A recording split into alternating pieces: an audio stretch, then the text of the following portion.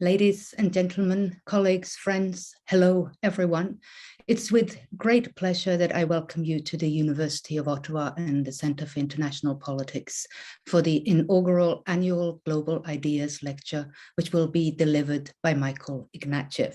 My name is Rita Abrahamson, and I'm the Director of the Centre for International Policy Studies, or CIPS as we call it affectionately. The Global Ideas Annual Lecture is a cooperation between CIPS and the University Research Chair on Global Ideas, Professor Michael Williams in the Graduate School of Public and International Affairs. As a university research center, CIPS is dedicated to international affairs, and we are dedicated also to the promotion of public debate. We seek to engage and to shape the key issues of our time. And as such, the topic of today's lecture, academic freedom and freedom of speech, is very close to our hearts. The Global Annual Ideas Lecture will become a flagship event in the CIPS calendar.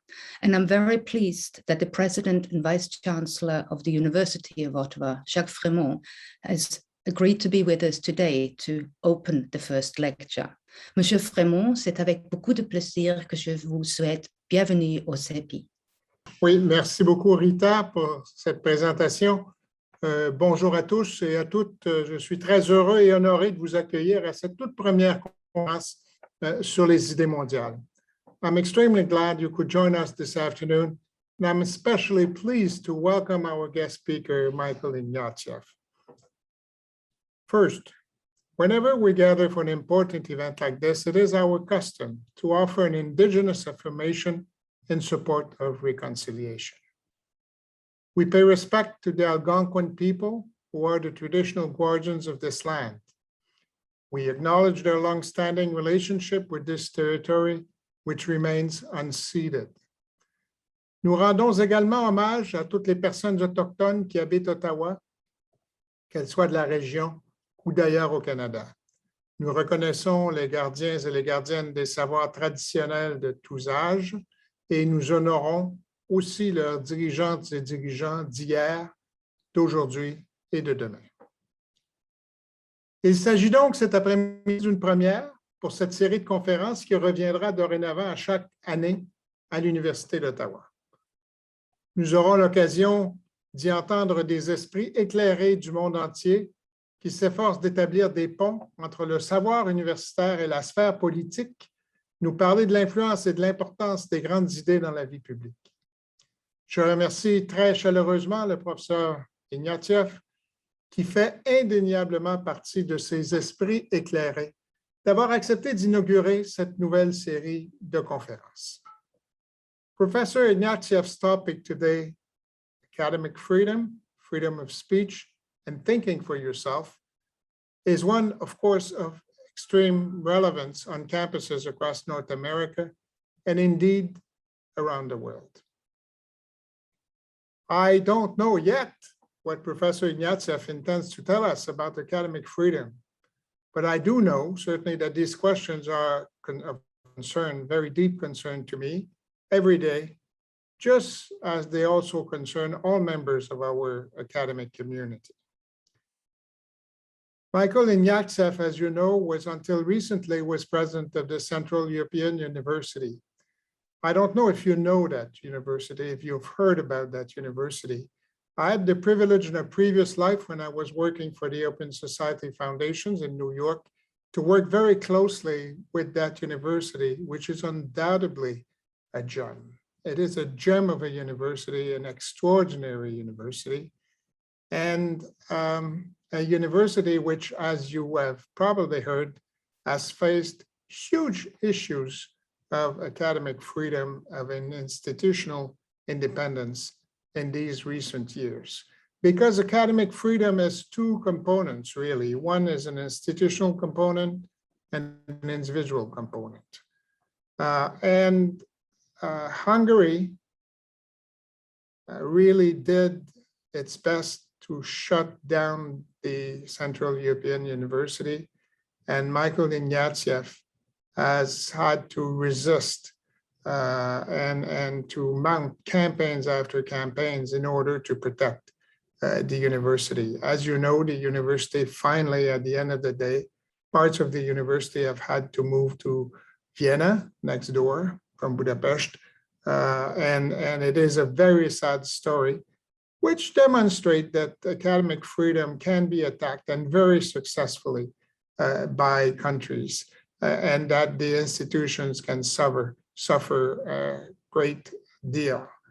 Hungary has had a very difficult relationship with the CEU, and it has been one of the most visible and blunt on institutional independence of academic freedom, certainly in Europe and in the Western world. It has shown that state intervention can be extremely detrimental to any institution's freedom. And it has also shown that there is a very little answer possible, both within a country and also outside of a country. The European institutions have been unable to prevent what has happened to the Central European University. It testifies, I think, to the extreme fragility of academic freedom in countries such as Hungary. Poland is probably next. And let's think and let's say a few words about Canada, or let's not say a few words about Canada. Often academic freedom is the barometer of all freedoms within a country. It is one of the very first freedoms which is attacked by despots everywhere. I had the privilege of working in Myanmar. The first thing the generals did, not this time around, but the first time they took power, was to shut down Myanmar universities, because that's where the opposition was coming from, that's where critical thinking was coming from. And that explains why universities are also so important for our democracies. We have to be vigilant. We have to be vigilant even in Canada. There are all sorts of not so good signs coming from provinces, from the federal government as we speak, which might restrict academic freedom and institutional freedoms in Canada. And I do hope that some of you will be interested in pursuing and examining what is really going on in this post-pandemic world in Canada. The internal dimension of academic freedom is also of crucial importance. Of course, celles et ceux qui suivent la situation à l'Université d'Ottawa, vous savez que nous nous apprêtons à publier notre propre rapport sur la liberté académique, rédigé par un groupe de travail présidé par l'honorable Michel Bastarache, ancien juge de la Cour suprême. En mars dernier, j'ai en effet demandé à M. Bastarache, lui-même un diplômé de l'Université d'Ottawa, de mettre sur pied et de présider le nouveau comité sur la liberté académique chargé d'explorer et d'analyser les questions sociales et philosophiques complexes liées à la liberté académique sur notre campus. Je suis convaincu que ce rapport, tout comme cette conférence, jettera un précieux éclairage sur ce principe qui est si important et si crucial pour notre université comme pour toutes les universités au Canada. I'd like to conclude these introductory remarks by expressing all my gratitude to Rita Abramson, Director of the Center for International Policy Studies, and Michael Williams, University of Ottawa's Research Chair in Global Political Thought, for their efforts in establishing and launching this new lecture series. Thank you so much for your hard work and congratulations. With that, I'd like to welcome Professor Williams to the virtual podium to introduce today's speaker, while I take my seat to listen with great interest Michael Ignatieff's word. Thank you very much. Merci beaucoup et bon après-midi. Thank you, Professor Frémont, and welcome everyone to the first annual Global Ideas Lecture. I'll try to be very, very brief because it's time to listen to our invited speaker for today. But let me summarize just a few points. First, the idea, the principle guiding these lectures is very, very simple. It is that ideas matter, and that ideas matter in today's world, perhaps more than they ever have. When we look at the contestation that's taking place around economics, around politics, and around the global order, it is inextricable from contending ideas about how economics work, about how politics work, and about what the global order ought to look like. Ideas and interests interact, they intersect, they are inextricable in many ways. And to get at the conflicts and contestations and solutions that we seek to understand in today's world, we have to place ideas at the center of what we look at. As President Frémont has noted, the university has become a rather interesting place, a node of contestation within these wider discussions. I think there's probably no better person than I can think of to lead off this Global Ideas lecture and to take on the kinds of questions that we need to confront today than Professor Michael Ignatieff. As a historian of ideas and a historian more broadly, his work has ranged from philosophies of punishment to nations and nationalism, to questions of war and peace and global order. The accolades for his work are, of course, legion, and I will not even bother to try to summarize them. He won the Governor General's Award for nonfiction for his book, The Russian Album. He won the Lionel Gelber Award for his book, Blood and Belonging. And he is one of the most widely known commentators, public intellectuals, and scholars of, I think, the late 20th and early 21st centuries. He is, of course, not only a scholar, he's one of the few scholars who can actually talk about these issues from the inside politically. As a member of Parliament and leader of the Liberal Party of Canada, he had the opportunity to bring together theory and practice in what I'm sure were some remarkably instructive situations. And as President Frémont has just noted, for the past 5 years, he has also, I have no doubt, had to bring together all of those scholarly and political insights in his role as the rector and president of the Central European University.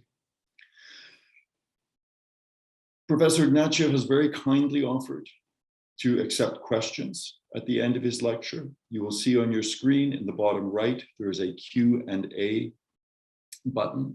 If you would like to submit a question, please do. We will try to moderate the questions. We very much hope we will be able to get all of them in, but we are a very large audience, so we will do our best. But without any further ado, thank you very much for being here. Thank you very much to Michael Ignatieff for being willing to give this lecture, even in this remarkably peculiar virtual format. And without further delay, let me introduce Michael Ignatieff. Hi there. It's a great pleasure to join this gathering. Merci à Jacques Frémont pour le soutien qu'il m'avait apporté quand j'étais dans le combat pour la défense de Central European University. Thanks to the audience for joining this lecture. Thanks to Michael Williams for his kind introduction and to Rita Abramson. I wish I could be with you. I'm actually in Vienna, Austria, talking to you, but I hope I'll get back home soon and see you in person. My lecture is about academic freedom, free speech, and thinking for yourself. The University of Ottawa has had more than its fair share of controversy over the issues of free speech and academic freedom the past years. It's great that a great Canadian like Michel Bastarache is going to try and sort it out for us. And I hope that what I have to say, while not intervening directly on the direct issues of controversy at the University of Ottawa, I hope that what I say will be helpful in clarifying what's at stake, as well as situating these debates that are within the university in the wider world, where academic freedom, like democracy itself, is coming under attack. I hope we can have a productive discussion, and I look forward to your questions.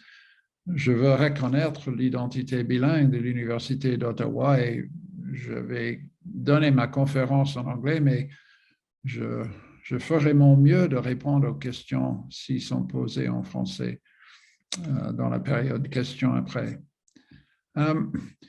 We're talking about academic freedom, so I think first a word is in order about freedom itself. There are those who define freedom today exclusively in terms of personal non-interference. As an all licensing, don't touch me, hands off.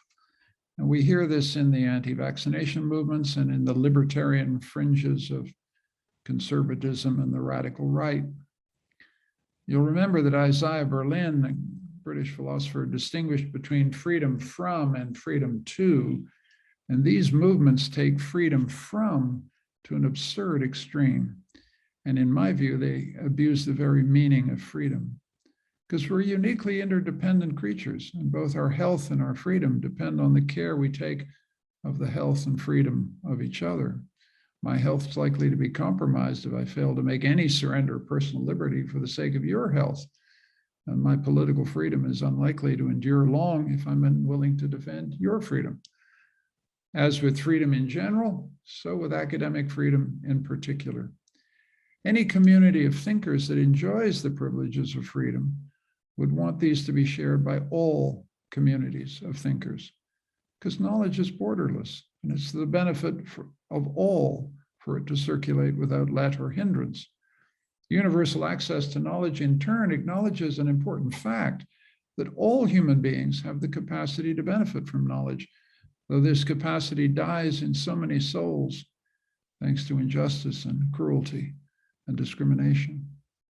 We should value intellectual freedom, in other words, not as the privilege of the credentialed few, but as the right of us all.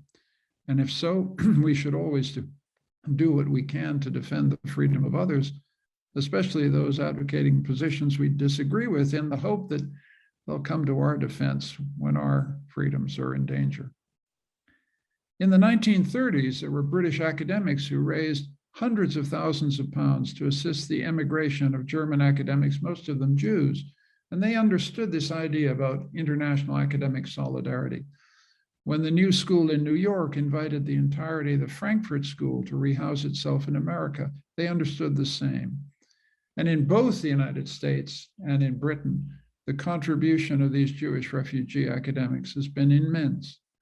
And these luminous examples from the 1930s help to clarify that the defense of academic freedom is necessary to the defense of democracy itself, a point that's already been made by Jacques Frémont and Michael Williams. If intellectual freedom is in danger, and there's evidence that it is, democratic freedom suffers too. If democracy is in crisis today, it's in large measure, I think, an epistemological crisis.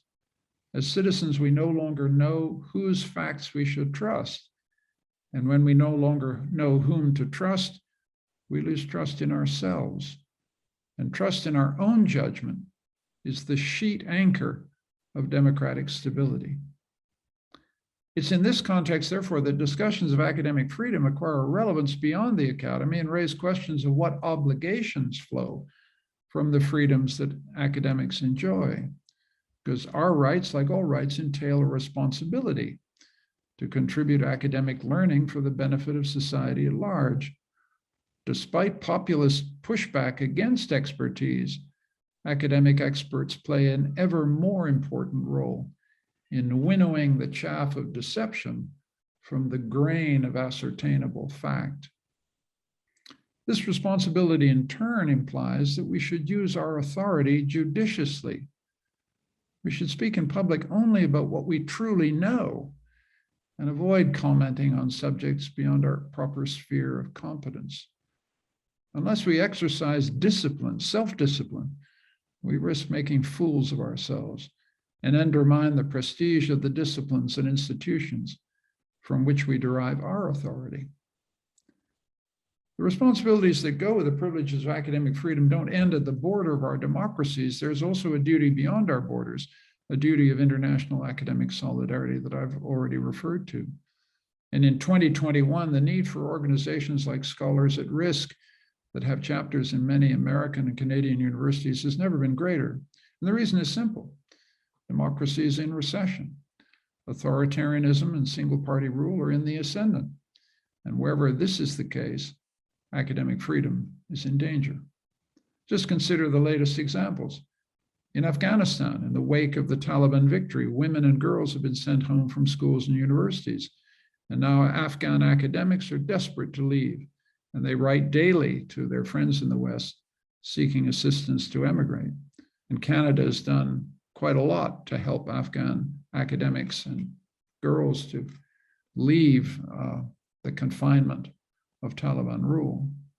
In Turkey, the Erdogan regime continues its crackdown on universities with show trials, dismissals, suspensions of entire faculties since 2016.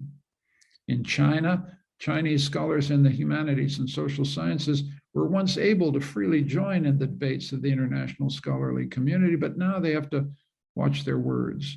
Surveillance of speech in Chinese universities is omnipresent. And Uyghur writers and thinkers face much tougher penalties of persecution and punishment. In Myanmar, which Jacques Frémont referred to a minute ago, a university system that was just beginning to create the conditions for institutional autonomy has now been crushed by the junta. In Russia, since the jailing of Alexei Navalny, oppositional scholars and journalists are fleeing the country, concluding that it's no longer possible to sustain free thought. Hungary, under Viktor Orban, threw Central European University out of Budapest and forced us to relocate to Vienna. And in its place, the Orban government invited a Chinese university from Fudan, whose charter explicitly accepts the ultimate authority of the Communist Party to take our place. You can be sure of one thing, whatever they teach in the government department of Fudan University in Budapest, it will not involve a discouraging word about either Chinese politics or Hungarian politics.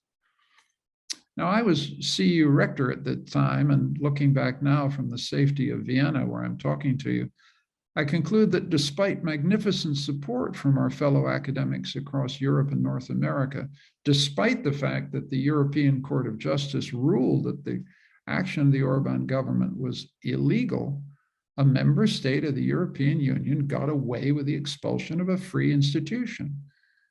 And that tells you that the defenses of academic freedom in Europe are weaker than we think. Authoritarian regimes now pose a new threat, which we haven't talked about enough, and that's the increasing invigilation of foreign students and our researchers overseas by the intelligence agencies of states such as China, Turkey, Egypt, Saudi Arabia, and Russia. Let me give you an example. In January 2021, a CEU master's student in social anthropology, Ahmed Samir Santawi, returned to his native Egypt to visit his parents and complete his thesis research. But on arrival, he was arrested and charged with posting opinions hostile to the regime on his Facebook page while studying with us in Vienna. And he's now currently serving a 4-year sentence in an Egyptian prison. We should not suppose this Egyptian example is an outlier. When I taught at the Harvard Kennedy School between 2012 and 2016, Chinese students would tell me in confidence that they chose their words carefully in class, lest one of their fellow Chinese students in the class inform on them to officials back home. This is a very important new development. Intellectual globalization has done our institutions a power of good, but authoritarian regimes have realized that globalization poses a threat to their power. When our foreign students learn in freedom with us, and I hope you've got a whole lot of foreign students at Université d'Ottawa, they inevitably ask why they can't enjoy freedom at home. Foreign students, therefore, are watched when they study abroad and when they return. And this has the potential to chill the emancipatory impact of the free learning that we try and give them. These examples show that universities are on the front line of a battle between autocracy and democracy, a battle in which the minds of our students, especially our foreign students, are the prize. It will be a challenge, as it was in the Cold War, to preserve the freedom of our classrooms and our contact with Chinese or Russian, Turkish universities without enlisting in the ideological battles of our own governments. So much for threats to academic freedom from without. I want to now change the focus and look at some of the challenges to academic freedom from within the university. Those who pay for universities or their programs, and that means governments, foundations, alumni donors, or corporations, necessarily exert influence over what we research, what we teach, even what students we recruit. Whenever universities accept money, they expose themselves to pressure, which is the job of university administrators like Jacques Frémont to manage without compromising the institutional autonomy on which academic freedom depends. This is a morally complex area. It's wonderful for universities to have loyal cohorts of alumni who invest in their alma mater, but it's not so good when some of them use the money to manipulate the university's teaching and research. And it's outright unacceptable when alumni attempt to interfere in hiring decisions, as appears to have been the case at the University of Toronto. It's good for university to maintain research networks with Chinese or Russian universities, but it's not a good thing if the money that sustains these networks comes with strings attached, especially those that would forbid critical examination of government policy. And across Europe, universities are having to reassess the presence of Confucian institutes on campus because they do not conform to our standards of academic freedom. It's good for universities to sustain close relationships with big corporations, pharmaceutical companies, for example. And when the rules for these partnerships contain clear specifications of public benefit, for example, the Oxford University partnership with AstraZeneca on COVID vaccines, the public, the university, and the private corporation all benefit. But where the deals between universities and their corporate or government paymasters are opaque, where strings are attached, university autonomy comes into question. Universities are political communities, and its members have a right to know the particulars of any arrangements that university administrators make with governments, corporations, and foundations. And where the public benefits are not defined, where profits prevail over the public good, the university community has a right to say so, since institutional autonomy is the foundation of individual academic freedom. All this puts pressure on university leaders, but it underscores a crucial point that there is nothing stable or secure about university autonomy in the 21st century. And this is because the university has never been more powerful. The university's knowledge creation and credentialing authority have become the engine that powers the entire modern economy. University-created knowledge generates enormous value, and wherever value is created, interest pernicious to academic freedom can easily gain an unhealthy degree of influence. Universities should not allow their science departments to become adjunct research labs for private corporations. Canadian universities need to push back against any attempt by provincial governments and legislatures to follow the American example of using the power of the purse to tell universities what to teach and how to teach it. Universities must also, academics must also be allowed to pursue apparently useless knowledge for its own sake. Pure science, pure archival research, pure experimentation, divorced from social use, in the confident expectation, of course, that in time, the most apparently useless research often turns out to benefit us all. In addition to these economic pressures on academic autonomy, there are the pressures generated by our culture, our politics, and the inveterate human susceptibility to intellectual fashions. The question is whether universities remain capable of sustaining true freedom of thought and intellectual creativity, or whether, as some critics currently charge, universities have become covens of progressive political correctness that smother contrarian thought, cushion students in progressive platitudes, and in so doing betray the university's commitment to teach students not what to think, but how to think. My text here will be the motto of the British Royal Society, nullius in verba, take nobody's word for it. The founders of the Royal Society in the 1660s understood a paradox that makes intellectual freedom possible. Creativity is sociable, but truth is not. On the one hand, thinking is a sociable business. Your best thinking often occurs when listening silently to someone who's smarter than you are.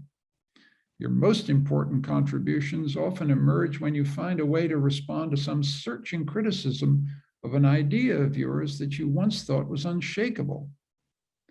So knowledge creation may be a social process, best conducted within institutions, but the test of truth is not social. It's not what a community says or a majority of its members say is true, but rather what the facts and the evidence will support. And this process of falsification and validation must not be dependent on opinion, convention, or received wisdom. Universities have always had to manage the paradox that the best thinking is done in company with others, but that original thinking that establishes new truth is contrarian, refractory to common sense, antithetical to ideology, doctrine, or dogma. These strange new groundbreaking ideas do not come out of nowhere. Increasingly, they are incubated in universities. Why? Because paradoxically, it's impossible to think creatively or originally without first learning the disciplines of thought. Our modern academic disciplines are supposed to preserve these traditions of thought. When they work as they should, they curate knowledge worth retaining and strain out opinions, doctrines, and dogmas that can be safely discarded. This has the effect of funneling creative minds away from questions that have been answered to questions that need answering.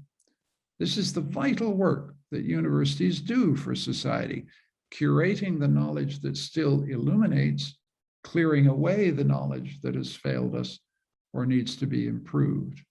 And when we do our jobs properly, students develop a map in their minds of where the frontier line of knowledge lies in any given field.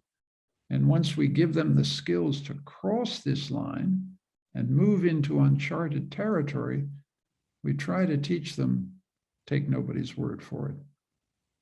This is what university education is supposed to do, but recurrently in the social sciences and humanities, at least, we do something very different. Precisely because thinking is such a sociable enterprise in which what we think depends on those we admire, respect, or fear, we allow our own minds to be taken over by the trends, fashions, movements, and dogmas that, thanks to new technology, now circulate with the speed of light. From my own days as a graduate student in the 1970s, I remember vividly how intellectual winds blew through the campus, sweeping all of us students before them. First, it was Marxism, then it was structuralism, then post-structuralism, then deconstruction. Some of our professors stiffened our resolve to assess these fashions critically, while others succumbed and began preaching the new gospel. These creeds promised liberation from outmoded academic dogmas and allied themselves with progressive movements outside the campus. In the 1970s, my work as a historian was changed, and I hope for the better, by the influence of some wonderfully ecumenical and imaginative social historians who worked in the Marxist tradition. So while some of these intellectual movements in the 1970s and 80s did stimulate free thought, others degenerated into closed language games for initiates, but not before the ability to speak this language was made the condition for hires, promotions, book contracts, and other indices of academic prestige. In many campuses, there are still professors on staff whose initial contract was earned by mastery of the language games of the 1970s and 80s. What I take from my own academic training in that period is that thinking for yourself in a university, using the freedom that the academy promises, is hard. It's about keeping your balance in the midst of tidal waves of intellectual fashion. None of this is easy. It sometimes feels like trying to keep your footing in the middle of a gale. There's the same challenge today to rescue what is liberating from the new currents of thought at work in the 21st century university from what is dogmatic and intolerant. What is sweeping through the 21st century campus is a wave of new thinking about race, empire, colonialism, and gender, and it's transforming every discipline in the humanities and social sciences. Now that a backlash against these trends is in full swing, led by conservative forces outside the university and some inside, it's important to insist and remember the productive and liberating aspects of these movements. Thanks to the campaigns for women's rights that began in the 1960s and now have widened out to bring freedom and marriage equality to gay and trans people, we all of us live in a world that's somewhat freer from shame, stigma, and oppression. The same transformative experience has occurred in relation to race and empire, with especially troubling impact on the national narratives we once learned as children. We now understand how much of the wealth and privilege of European and American institutions, including universities, was built upon slavery and colonial exploitation. We now know something about the systematic, institutionalized character of racial discrimination. In Canada, all of us now know, as we should have known before, that the schools supposed to teach Aboriginal children did many of them unconscionable harm.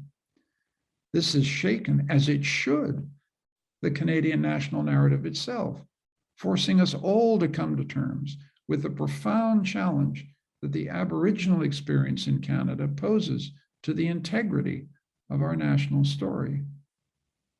So just as universities are in the front line of the 21st century battle between democracy and authoritarianism, so we're on the front line of our overdue reckoning with a history of nation, race, empire, and gender. This reckoning is already changing, and for the better. The curriculum we teach, the research subjects we choose, the work we publish, and the contributions we make to public debate. And the result will be, I hope, a more complex, troubling, pluralistic narrative of the national life of our countries, one that includes the perspectives of those of our fellow citizens hitherto hidden from history. It's precisely because these intellectual movements have such a liberating potential that they can become dangerous. Because they promise liberation from dogma and prejudice, their adherents accord themselves the right to argue as if no sensible person can possibly disagree. If people do disagree, whether statues should be torn down, whether certain speakers should be deplatformed or disinvited, whether certain texts should be discarded from the canon, whether words whose meanings we once thought were settled, like sex and gender, now need to be redefined, and which words, including some insulting and hateful words, we must never use again. We owe it to ourselves to debate these questions openly, out in the open, free from intimidation. And the problem is that intellectual views which promise liberation from dogma, prejudice, and racism sometimes do intimidate those who don't happen to share them. Because liberating visions are moral visions of what a good world should look like and about what a good person should be. And to express allegiance to these views is to express who you feel you ultimately are, and also sometimes to despise those who don't live in your mental universe. But we've been here before. Those who aligned themselves with the intellectual movements of the 1970s, from Marxism to deconstruction, all thought of themselves as progressive, and those who resisted as reactionary. But the polarization of today has gone deeper, from ideological self-righteousness and closure to racial and gender-based closure. When intellectual claims become identity claims, people feel radically threatened because their identities are challenged, and their reactions are likely to be strong precisely because they feel something essential, integral to their very selves, is being challenged. I feel it myself sometimes when I'm challenged. I feel my identity, not merely my views, but who I am is being challenged. But that's what we need to fight against. When you're not just defending an idea or a claim, but your moral identity, you're not likely to react with tolerant equanimity. You're likely to be pretty vehement. And this is the slippery slope that can lead men and women in academic life to decide to live within the protective shell of dogma, but under the compelling illusion that they are at last being authentically themselves. Universities have always given harbor and shelter to true believers, but it's difficult to sustain a climate of intellectual freedom in a campus full of true believers. Academic freedom and the intellectual liberty that goes with it presumes not just an ethics of civility, that's not impossible to achieve, but much more difficult, a capacity to distance your own identity from the propositions you uphold. It's only possible to admit that you're wrong if you can separate your identity claims from your truth claims. If you're sufficiently independent, even of progressive thought, even of your race, even of your gender, to assert your own right to ascertain the truth for yourself.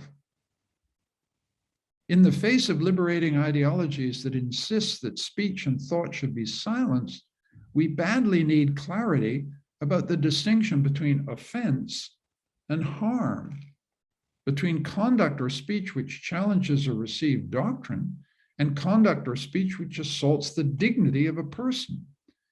We need definitions of harm and offense that are believable for both sides of a controversy. The definition should not be the monopoly of the self-declared victim. We need a conversation about these incidents which is just, fair to those who are accused of harm and those who claim they've suffered the harm. We've been doing this for centuries in the law of libel and defamation, and universities should align their speech codes with the standards of the law. It should also put the rights of both sides of a controversy first, and the university's own reputation second. When university administrators rush in to manage a speech controversy because it harms their reputation, it almost always damages the rights of either party in a dispute. There are occasions when the conduct of a professor, a student, or a member of the administration does so much real harm to another person's integrity or dignity that dismissal should be considered. But we need in all these painful matters to meet the basic standards of justice, due deliberation, careful consideration of the evidence on both sides, impartial justice, fairness. Universities need the rule of law as their guide, not public relations talk or reputation management.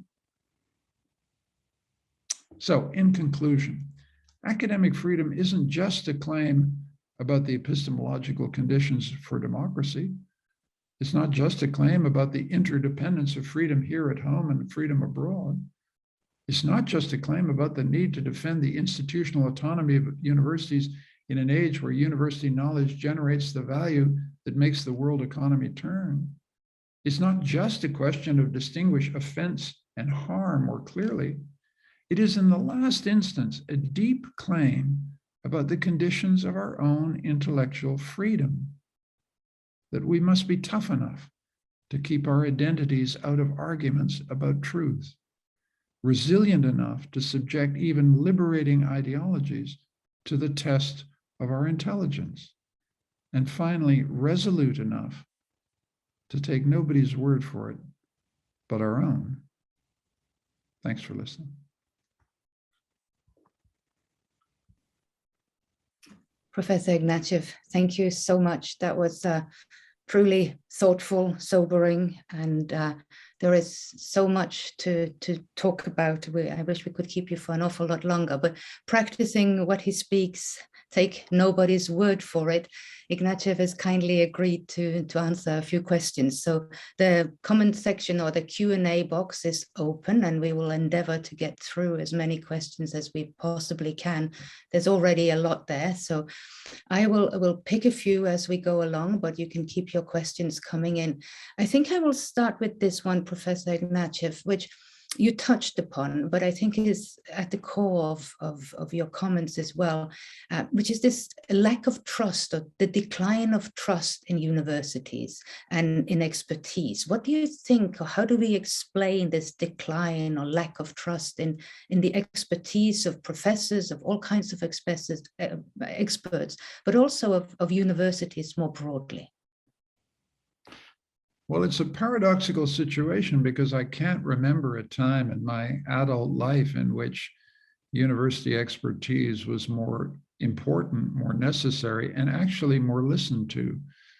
I mean, I don't quite know now how it's done in Canada, but almost every evening that there's a press conference in a British situation, they get, the latest scientific studies of the incidence of COVID and make policy decisions on the base of it.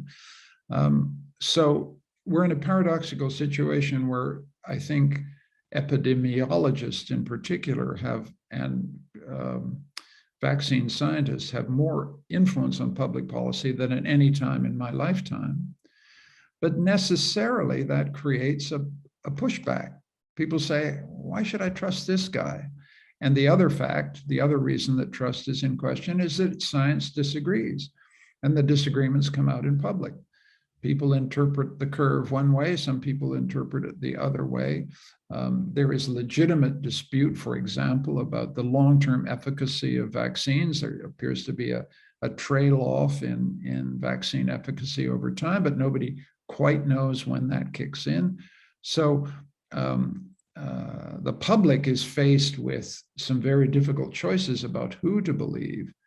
But I'm ultimately feel that through shot and shell and through a very difficult test, academic science has come through with flying colors, in fact. And to the degree that our public policy has met the challenge of this god-awful pandemic, it's met the challenge precisely because people have turned to universities and listened to what universities do know something about. So I feel quite optimistic about how it's come out now. And I hope I'm proved right.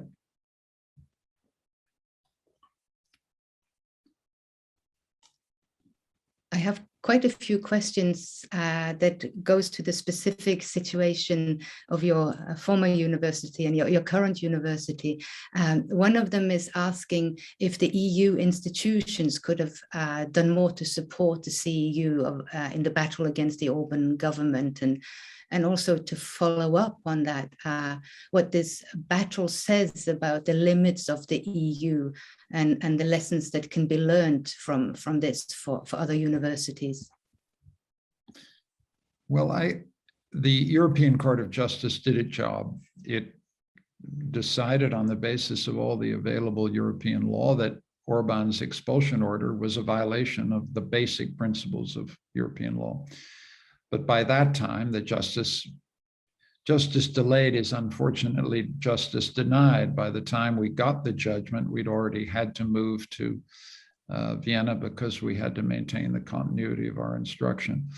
So that's one thing. We got justice from European institutions, but it came late. I think the real issue, and I think it does show up the limitations of Europe as an institution, is that it's a club of sovereign states. And when push comes to shove, no sovereign state wants to order another sovereign state to do something, particularly in the field of education, which is a carefully guarded national prerogative. And the European Commission institutions are helpless in the face of this very strong priority given to sovereignty in the construction of Europe. And we just have to, that's what it is. It's a club of states, and the club always ends up aligning even with rogues like Orban. And that's a cruel lesson of the CEU case, but one that I just think we have to cast the European construction in a certain dismal light. It's a follow-up question here, I think, just to take it a little bit further from one of our participants, David Maxted, asks, the issues that affected the Central European University in Hungary are part of a wider movement against many of the liberal, democratic, and capitalist ideals. There is a perception on the nationalist right, which you touched upon, that these ideals have led to a moral and socio-economic malaise across Europe, America, Brazil, and elsewhere. So he asks, is there a conflict for free thinkers between an ability to think freely and a need for solidarity to combat a political shift in the nationalist right? What a great question. Which is what a guy says when he's trying to figure out what the hell to say in reply. It's a really good question. And I mean, I feel a tension on the one hand. This is a liberal talking. On the one hand, I think it's very important to take seriously the conservative critique of cosmopolitanism, liberalism, pro-migration policies. There is no question that the values that I took for granted as a Canadian liberal all my life are under unprecedented attack across the world. Cosmopolitanism is bad, pluralism is bad, multiculturalism is even worse.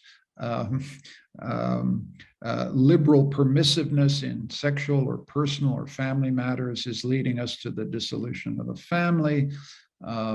Democracy is collapsing because there isn't order. You know, I think this is ideological.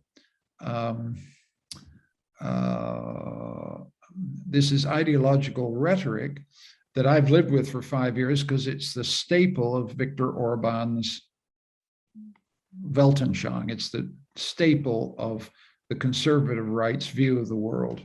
And I think it needs to be fought because I don't believe it for a second. I don't believe it for a second because, as I said in my talk, do you really want to take women back to the 1950s? Do you really want to go back to a world in which gay citizens lived in shame and silence?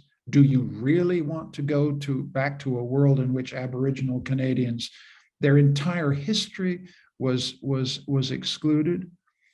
The liberal revolution, and I don't mean liberal with a capital L, I mean the liberal small L revolution that began in the 1960s has been an incalculable benefit, real benefit, tangible benefit to just millions of people. And I think we want to defend that achievement and then address honestly some of the problems that it has created, the problems of cohesion. How do we hold together as a democratic people?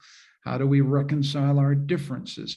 We're so pluralistic, sometimes we feel that democracy can't handle our disagreements. That part of the critique from the right seems to me to have some measure of sense to it, because I've been in politics and I know how incredibly difficult it is to manage the sheer plurality, the sheer diversity of our views. So, back to the question, all of these ideological challenges need to be listened to as opposed to just pushed away. It's painful to listen to Donald Trump, for example, really painful. It's painful to listen to Viktor Orban, really painful, but we need to, because in there is an appeal to our fellow citizens, and we need to understand why this appeal is working, what fears, what resentments, what anxieties are being tapped into. And then if we don't agree with that conservative right-wing view, have to think, okay, so what do we do about it? And so that's why intellectual openness here is so important, and why it's so important on campus not to shut the door to conservative speakers, not to deny a hearing to conservatives. The line I draw on conservative speech is as long as they're constitutional, that is, as long as they're Democrats, let it rip. I mean, my criterion for free speech on campus is absolutely standard. Anybody who preaches violence and the overthrow of a constitutional order is someone I don't think we should have on a campus. But anything else, including deep, persistent challenge to liberal ideology and coercive political correctness, must be heard. It's vital, and it's vital for the politics of the university. We're taking a lot of incoming fire as an institution because people outside have got the impression that we want to shut things down. It's bad for a university when we get that reputation, and that's why we need to open up in every way we possibly can. There's the question here that goes directly to where you finished off, that we should hear all opinions. And the question is, if you can elaborate on the distinction you made earlier between offense and harm. And if a student feels uncomfortable with the teaching, what is the appropriate response? Well, I think there's a difference between feeling uncomfortable and being harmed. It's my point about there's a distinction between offense and harm. I've often been offended by speech directed at me. You ought to see the social media feed if you're in politics, if you got to have a, I mean, every politician, I'm not feeling sorry for myself. It's just a standard offense. You live in a world where you're constantly being offended because you're giving offense to some people. So let's distinguish clearly between offense and harm and being uncomfortable.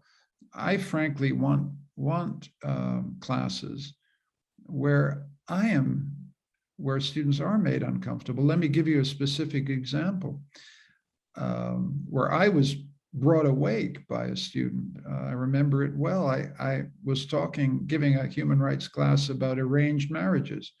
And I was saying, that arranged marriages are a violation of all kinds of human rights to free choice of your marriage partner. And I went on and on about this until one of my students, who happened to be my teaching assistant, said, Professor Ignatieff, I'm from Pakistan. My marriage was arranged.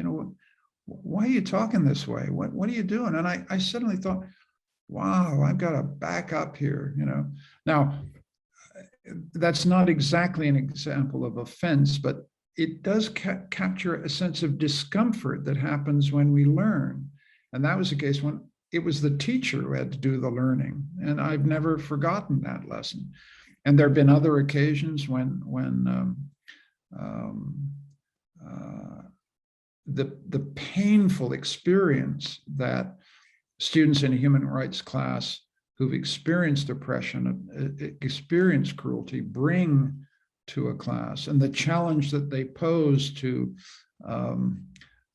people from more powerful countries about their conduct, it's not an easy discussion. It's a painful discussion, but that's what a class sometimes just has to deal with. So I think the idea of being made uncomfortable doesn't hit the bar. Harm, is when somebody feels physically in danger, feels physically assaulted, feels psychologically assaulted by some conduct or behavior by a teacher or by another member of the student body. I've had a class I know where somebody, some student who obviously had some psychological problems began reciting from Hitler's Mein Kampf. I think it's appropriate at that point. Not that people, frankly, shouldn't read Mein Kampf, that disgusting document, but that reading it is offensive at a level at which a professor, I think, should say, look, I'm sorry, that this is just not appropriate in the classroom. So put that book away. That infringes his rights, but it respects the rights of a majority to a civil discussion. But I think professors have to live in a world where we disagree. The great strength of a university is this sense that we're not all in the same place. We're not all on the same side. We don't have the same experiences. And one of the wisest things ever said to me about teaching was a teacher who said, this is particularly true of multicultural classrooms, she said, there's no we in the classroom. The great mistake in teaching is to say, well, we think this and we believe this and there's bound to be somebody in the classroom who thinks I'm not part of the we. So you've got to create a we in which we share a kind of common set of purposes, not a common set of identities, but a common set of purposes. And when that occurs, then we don't get offense and we don't get harm. I don't want to claim that harm never occurs. I think there are moments when people can be so assaulted by the conduct of someone in a university that a community has to do something about it. But we've got to be much tougher about where that threshold lies. And it does not lie at being uncomfortable. It does not lie at being offended. It has to be a tougher standard. Otherwise, we begin to crush free debate. Let's just follow up on your comments about the media. You're yourself a person who's been in the media a lot. I have a question that's specifically about the Canadian media and the extent to which the mass media in Canada is up to the task of informing the Canadian public about this significant event and what's actually at stake within the academic realm. Mm-hmm. Well, I think, first of all, the mass media is blown up. I mean, if you ask me where I get my knowledge about what's going on at the University of Ottawa, I mean, some of it's from the Ottawa Citizen, some of it's from the student newspaper, the Fulcrum, some of it's from, blogs and posts. I mean, that's, I think, one of the things that's changed everything. We no longer look to the national media and that's, I think, by and large a good thing, because it, I think, slows down the herd a bit and gets us all sourcing our conceptions from a variety of sources. But yeah, I think we in the university community need to be much more proactive. I've noticed that, I've read with attention and respect Jacques Frémont's, public declarations about this. I think it will be very important for Mr. Bastarash's report to be widely circulated and discussed across Canada.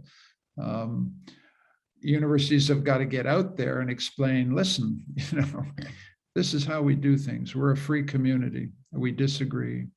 The one thing I say in my talk, which I feel very strongly about, and this is I'm not picking on any Canadian examples, but in fact, a couple of American examples where I think universities like Harvard and Yale, which have this, huge portfolios and huge global reputations, when these free speech controversies emerge, the reputation managers jump in to kind of manage the situation because they want to protect the university. Well, I'm very worried about that. I think what we need to protect are the protagonists of the drama, the student who feels harmed, the professor who's accused of harm, or whatever the situation is. Their rights, their concerns should be in the frame. And sometimes the reputation management, which can reach ridiculous levels in which, administrators descend and ask somebody to, this happened at Yale, to, send out an apology for a comment that he made on Facebook. You think, what is this? This is just reputation management gone mad. We shouldn't be doing that, but we should, I think, be getting out and explaining how we govern ourselves, why we make the calls we make, because we need to reach out to the community because they, after all, pay our bills. I think that goes to the comment you made early on in your lecture about the confluence of economic pressures on the university and the ideological pressures that kind of combine here to pose the challenges. We are running towards the end of our time and the questions keep coming in. There are quite a few questions that touch upon the relationship between the global North and the global South, which is also the question of autocracies and democracies in part. And some of the questions goes to what universities in our part of the world, and specifically in Canada, but also more broadly, can do to support universities in developing countries or in authoritarian countries. Well, it's a great, well, in the cases we're looking at authoritarian countries, I think often what we're unfortunately having to look at is getting people out. I mean, CEU has done some work trying to get some of our great Turkish colleagues out of situations where they've been fired or even put on trial and then, you know, freed.